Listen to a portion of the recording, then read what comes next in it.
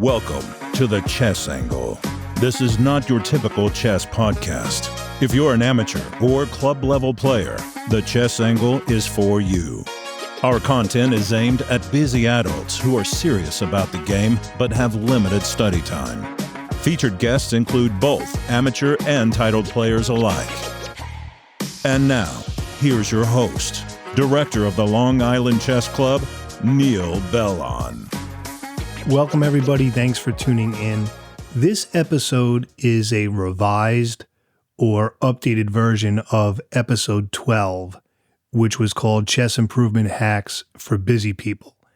Think of this like a second edition of a book. I'm keeping a lot of the content that was in that episode, but now I'm kind of giving it a fresh spin and adding some updates. Most of the episodes in this podcast are evergreen as far as instruction, but for this one, I did want to make some updates. I do stand by the original episode. I'm leaving it in the catalog. The audio was okay. I mean, there was a lot of mouth noise and other things. I was just getting into podcasting. I was still developing my podcasting chops. I think my delivery is a lot smoother now.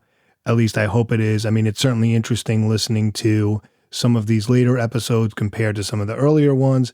So I'm leaving it in, but this is one of those episodes that I've been meaning to sort of update. A lot of the episodes don't need that update, but this was one that I felt needed sort of a redo. So like I said, think of this as the second edition of a book.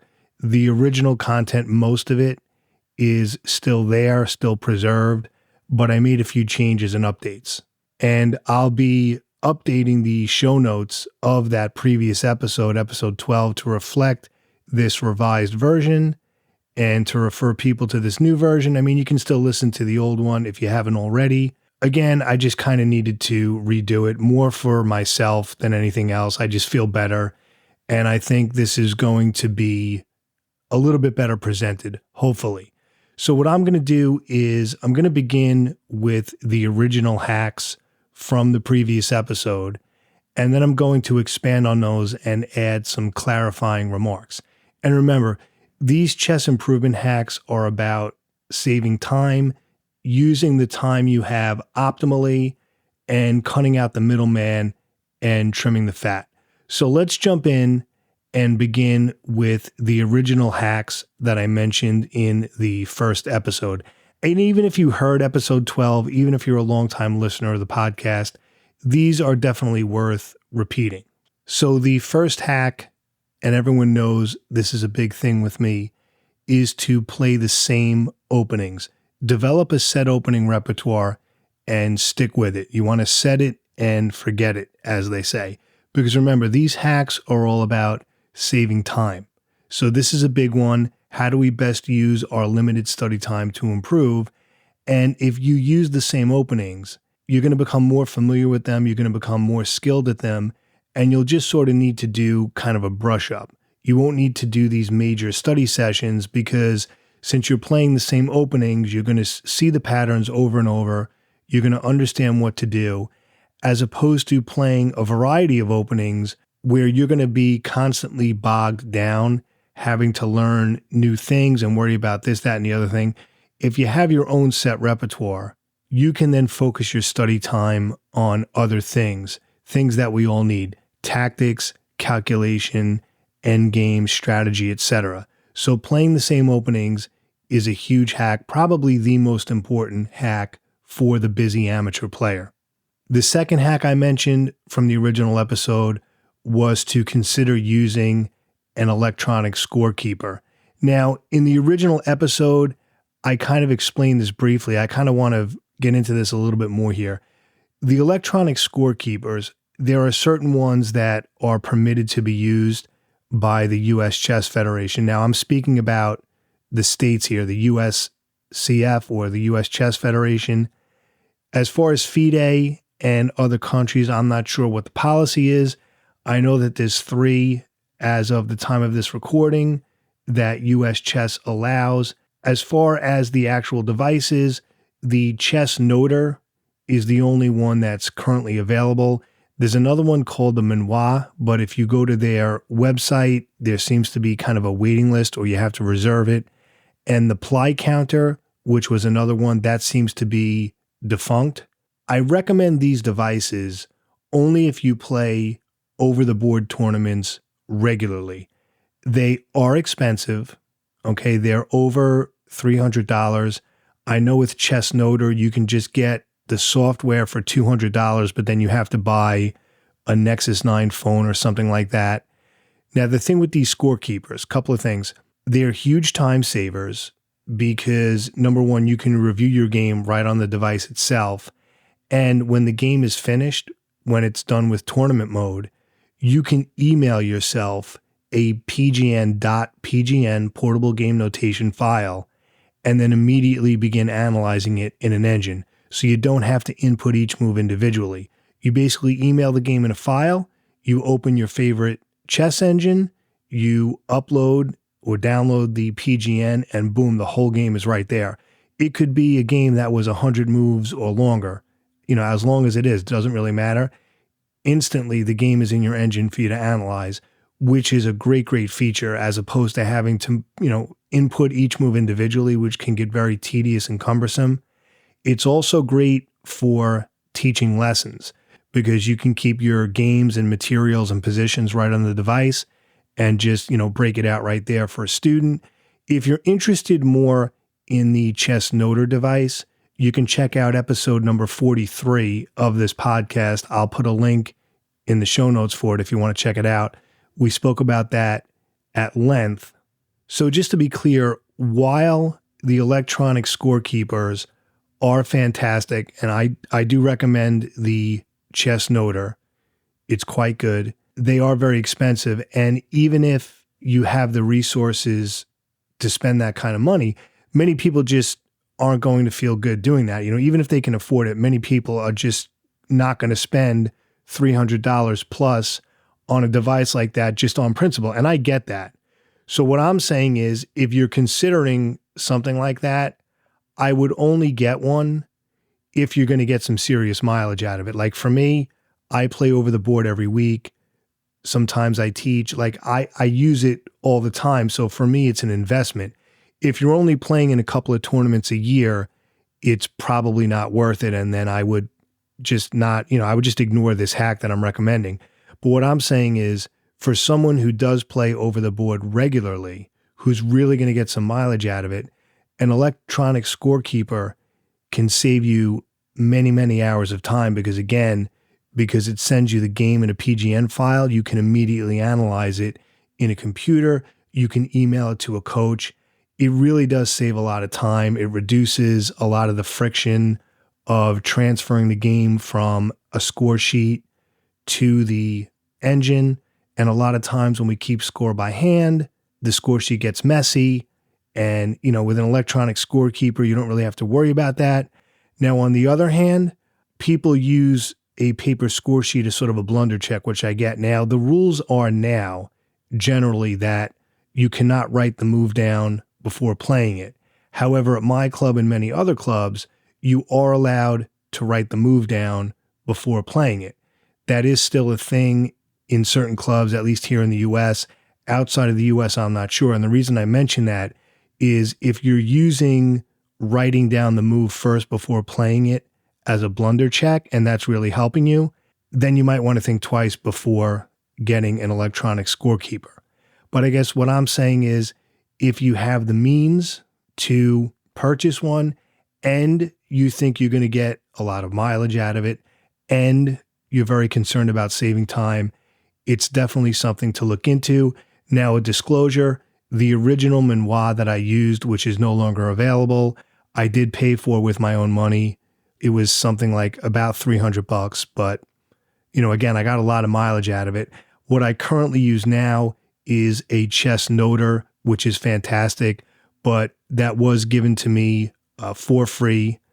We had a podcast episode about it, so I just want to disclose that. But the original scorekeeper that I used, the Manoir, that I did pay for with my own money. I've used both. I think the Chess Noter is a lot nicer. It's a lot more modern. the manual is sort of older, like Palm Pilot technology, whereas a chess noter, it's going to look like almost, a modern cell phone as far as the graphics. So it's something to think about. It's not going to be for everybody. It's a lot of money. Again, if you play all the time over the board and you have the financial means to get it, you may want to consider it. If you're only playing over the board occasionally, I wouldn't bother with it. But I'm mentioning it because when used properly and when used regularly, an electronic scorekeeper can really save you a lot of time. The third hack that I mentioned in the original episode is to review your games with a chess engine. That's hugely important. Now you may say, well, how is that a hack? How is that a time-saving hack? Because hacks aren't so much about saving time, but using the precious hours that you do have for chess study in a good way, right? You want your study time to be used well. You want to make good use of your study time and not do things that really aren't going to help you. And again, many waste precious hours studying the wrong things or studying things they don't need, studying things that are too difficult, or even in some cases too easy for them. And reviewing your games with a chess engine is never a bad thing. You can never say, oh, I just wasted an hour reviewing my game with a chess engine. No, that's a good thing. You can say I just wasted an hour playing 1-0 bullet games on chess.com. That's different. But reviewing your games, I'm considering a hack because A, it's just so important for your development, and B, it's a good use of your study time. The next thing I originally recommended, and this is one of the changes and one of the reasons for this update, I recommended ChessBase, but I have moved on from that somewhat, and I'll explain that in a moment. And again, that's one of the major changes from the previous episode because my thoughts on ChessBase have changed a bit from when I first published that original episode. I'll talk more about that in a moment when I get to the updates. The next recommendation is to look for pgn.pgn portable game notation files for chess books. Now you can simply search them on Google, and now at least for some time now, the chess.com library feature has these collections in the community collection section of their library feature. So you can play through the games right on chess.com. So basically when you go to the library feature, which I believe is only available on the desktop application, I don't think you can get it on the mobile app.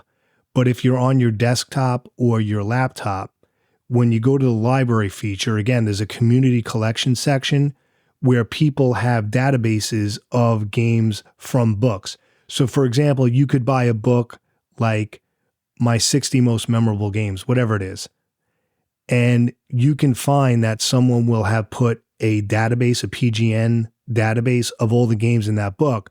So what's great is that you can have the book in front of you and then look at the positions on the computer. So it eliminates the friction and the work of having to set up a physical board and, move the pieces around. Because let's face it, when you read a book and use a physical board, which some people love, I'm not knocking that, but that is very time consuming. Now, again, I'm not going to get into the argument, is it better to set up the positions in a book on a physical board, or is it better to use a computer screen? I'll let you decide for yourself, but what I'm saying is as a time saver, it's certainly really, really nice to be able to have the book in front of you, but then have the positions on a computer screen so you can easily move the pieces around, you can easily go back to the original position. It's going to save you hours and hours of time. So that's one of the nice things about the chess.com library feature. And then the last hack that I mentioned previously is that chess.com, which most of you were on, I assume most of you have an account, chess.com is not just for playing. Their instructional material is excellent. I think it's underutilized, and there's just some great stuff on there that can really help you learn. But it seems to me that most people go on chess.com just to play. I'm going to talk more about that coming up. We're now going to take a quick break, and then I'll be back with the updates to the previous episode right after these messages. All right, so let's talk about some updates now from the previous episode, some things I want to add or clarify. The first thing has to do with chess.com, which I'm a huge fan of. Their engine and game analysis is what I'm using now mostly instead of the online chess-based suite. Now, I know in episode 12, I kind of raved about the chess-based suite, but if I'm being honest, that was kind of during the honeymoon period. I had just gotten into it. I really liked it. And that's when I recorded the episode. And it's still good. I just think the online tools on chess.com are better as far as their chess engine and their classroom feature and their analysis feature. With ChessBase, Fritz, which is their chess engine, is outstanding. I'm talking about the one that you download for your computer, not the online Fritz. The actual Fritz that you download on your computer, that engine is stunning. The design is beautiful. The graphics are great. The features are amazing. I mean, it is an absolutely beautiful chess engine, but there's a little bit of friction with it, in my opinion. You got to click on a number of things to start it. It does slow down your computer if you have it in the background. And I think ChessBase has become a little bit dated and a little too old school. I'm referring more to their online stuff. I mean, again, Fritz has been and always will be my favorite chess engine.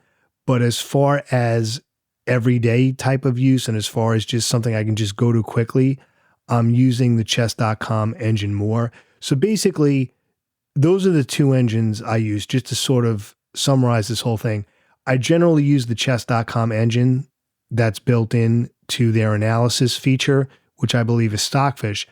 But I also use Fritz, which I downloaded on my computer, which is great. What I stopped using is the ChessBase online suite. I just think chess.com is a little bit better. So that is definitely a major change from the previous episode. I'm not as much of a chess-based person, again, as far as their online platform. But Fritz, the engine that you download on your computer, that part of it is great. I mean, the Fritz chess engine, I can't say enough good things about that. And so for my needs as an amateur player, between the Fritz engine that I download on my computer and the engine on chess.com, I'm pretty much set for life. That's more than I'll ever need. And that's what I do. Sometimes I'll use one, sometimes I'll do the other. What I'm doing now is all my tournament games I save in a database on chess.com in the library feature. The next update has to do with playing chess online, which I feel has to be done properly if you want to increase your rating. This is just a suggestion because for some people, playing online is just entertainment. There's sort of two types of online chess players. There are those who are serious about getting better and improving their rating, and there are those who play chess online as sort of entertainment, which is fine. I'm not knocking either one, but it really is two different approaches. Now, personally, I don't really play online much anymore. It's just that when I'm at my house, I'm either doing other things, there's other things going on, there's too many interruptions, and I'm just not, I just like the over-the-board game better. Now, of course, I'm biased because I'm in a situation where I run a chess club and I know I have my over-the-board game to look forward to every week. If I didn't have that, maybe my attitude would be different. But for me, the over-the-board physical game is completely different, a completely different ecosystem from playing online. Now, if you do play online, I believe it has to be like you're at the club. That needs to be the level of concentration. You can't play, you can, but I would not recommend playing at a meeting at work or in between a meeting at work or in the doctor's office or while you're sitting on the toilet. You can't do it like it's a game like Candy Crush on your phone, because then it's too much of like a chessertainment thing. Again, if that's what you want and you don't care about your rating and it's just an activity, that's fine, but you'll likely not get better. And the other thing is you need to analyze your games when you play online. After you play a game or two, analyze the game. Don't fall for that, new game prompt, like the sort of next episode prompt on Netflix, right? When you play online and it's like, do you want to play another game, and has that window that pops right away because they want to keep you on? Don't fall for that. It's the same thing with Netflix, where you finish an episode and it immediately rolls on to the next one because they want to keep you watching. Don't fall for that. By the way, that Netflix prompt, you can turn that off. There's a way to do it in the settings so that it won't automatically go to the next episode. So something to be aware of, because, and this leads to the next point, there is a very addictive nature to blitz chess and online chess. And I've spoken about this before. I don't think it's talked about enough. And you hear all these stories about people who say, I just want to play one game. Let me just play one game just for 15 minutes. I have things to do around the house. And then they're playing for like hours on end. And then they lose a ton of points and they get upset. And then they quit their account. What do they call that? Rage quitting, right? But then a day later, rather, they join their account again. It's a whole thing. So you need to be aware of the addictive nature of blitz as well.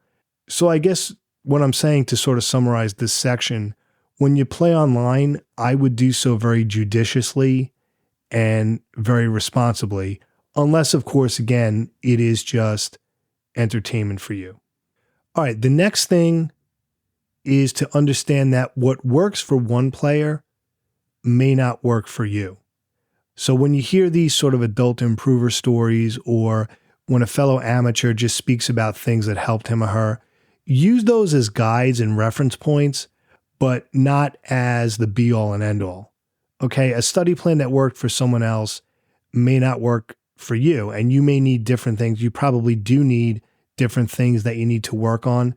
So just don't get too caught up in that, because you may hear, oh, well, this person read this book or did this course and they improved. And, I tried doing that same course, but it didn't help me. You can't really go by that. You have to go by what you specifically need. So you have to be very careful about cookie cutter sort of study plans. So when you hear stories about what worked for one person and what worked for this person and what worked for that guy, it may not work for you. It could, but again, just use those as sort of guides and reference points to mold your own study plan and your own study material for what you need. Now, the final hack I'm going to share, and then I'm going to conclude with kind of how do we put this all together in the real world. So here's the final hack. Do an assessment of your social media use and your smartphone use and other toxic time wasters that creep into your life. For example, I heard about, 2-3 years ago, that most adults spend about 2 hours a day on social media. Then I read something recently, maybe a month or two ago, in the Wall Street Journal. There was one study where people spent 4 hours and 19 minutes on their phones each day last year. Think about that. 4 hours and 19 minutes. So when people say, I don't have time to study, or I didn't get to study today, how much time did you spend on your phone or on social media? I'm not saying that I don't want to sound like lectury or in a patronizing way, not at all. Because I think for all of us, myself included, we really need to step back and look at how much time we're spending on our phone. And it's very easy to be in denial about that. Now, they do have apps which track your phone use, and it can get pretty detailed, like how long you were on your phone in general, how many times did you check it, which apps did you use. And what they find is that people severely underestimate how much they use their phone. So rather than get involved with those toxic time wasters, we can be spending that time productively studying chess, or even part of that time studying chess, and that'll certainly help. Now, I know for me, and I'm not saying this to sound elitist in any way, but I know what helped me. I don't have any social media apps on my phone. I don't have them. They're only on my desktop. I mean, I have Facebook Messenger, but that's really a messaging app, and people use that from the club to announce buys and stuff. So, that I keep. But as far as Facebook, Twitter, I don't have them on my phone. I'm not on Instagram. I'm not on any of the other ones. And when I do go on those on my desktop, whether it's for the club or for the podcast, it's kind of like an in and out thing. But if you listen to any productivity expert, one of the first things they're going to say is just to remove those from your phone if you can. Now, some people may say, well, I run a business or I need it for work. I get it. There might be a situation where you need it, but is that really the case? Or when you're waiting at the doctor's office, are you just sort of mindlessly scrolling on Twitter because you're bored when you could be doing a puzzle or something? So a huge hack, because let's face it, as we get older and once you become a parent and have a family, that whole thing, time becomes very precious and we want to use the free time we have judiciously. So really think about your social media use and your phone use. And if instead of sort of mindlessly scrolling, can we use that to maybe study chess? So let's conclude this episode. Let's put all this together. How do you apply this in the real world, right? Like what does this look like? How does that work? Because let's face it, the days of sitting down at home on a weekend afternoon for a few hours without interruption and just reading a chess book and studying for a long period of time, that's not happening anymore, right? Those days are over for most of us. So here's just a couple of examples, practical examples. Like I'll give you an example from my own life. Let's say we're going to a store or something or a mall on a Saturday, like my wife and daughter or something. And, we're walking around, whatever, and we're there a while and we're about to leave, right? We're about to walk out and I'm looking forward to going home because I have a small tolerance for shopping and stuff. But anyway, let's say we go out and we're about to leave and we're on our way to the parking lot. My wife will say, oh, wait, I just want to stop in Macy's on the way out really quick, which basically means I now have like an hour and 10 minutes to kill. Okay. So instead of just, sort of like, let's say she just wants to walk in, I'll just wait here. I'll be right out. Okay. Instead of like what most people do then, they're going to sit down and boom, they're going to go right on social media. Do some puzzles on your phone, right? I mean, this is where the phone can actually be used in a positive way, right? If you have chess.com on your phone or some type of chess app, do some puzzles, analyze a game so you can get in your study time that way, right? Like all these little 20-minute here, 10-minute here, that type of thing. You're waiting for someone. You can use that as study time. If you take a train ride in the morning, you can use that for study time. Let's say you have a commute to work and let's say it's a 30-minute train ride each way. If you can, use that for study time. That's an hour a day, right? If you have a half hour each way, you study chess, that's 5 hours a week. Now I get it. You may not be able to do it the whole time or you may have work to do. I understand that. But even if you get in something, even if you just do it for 15 minutes each way on your train ride, that's still a half hour a day. That's something. On your lunch break, again, are you just going on social media? Are you wasting time? If you have an hour lunch break, I mean, everyone's lunch break is different, but let's say you have an hour lunch break. You could take 20 minutes to maybe do a puzzle or two, especially if your home life is really busy. These are little hacks you need to think of. If you're waiting at sports practice or a music lesson for your child, you can study chess there on your phone. And it's actually quite remarkable whenever you have that waiting area for parents, like if it's a gymnastics class or a sports practice, whatever it is, everyone is just looking down by himself or herself on their phone. I mean, it's like people don't talk anymore. I don't know. These are all little spots, 20 minutes here, 10 minutes here, 15 minutes here, where you can study. And if you do that a number of times per day, over the course of a week, that's generally a decent amount of study time that you're getting in. And that's just how it is. Because again, for most of us, these sort of long marathon study sessions are going to be very rare, especially if you have young children at home. So those are some hacks to think about. And your smartphone can be used, in a good way in those cases. I'd rather you have some chess apps on your phone with some puzzles and some things like, where you can analyze games, maybe a chess engine.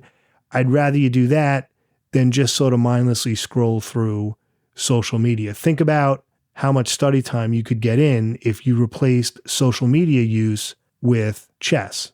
Maybe I'm sort of dating myself because maybe some of our younger listeners are kind of put off by that because social media is important to them. I do think that social media has its place, and I'm on it myself. What I'm saying is I just think most of us or many people are just on it a little bit too much, and we can replace some of that with chess study if time really is an issue, which for most of us, it is. So I hope this helped. Some things to think about. Just wanted to do a little update. If you're enjoying the podcast, I would love it if you would tell your chess playing friends. Make sure you follow and subscribe to us.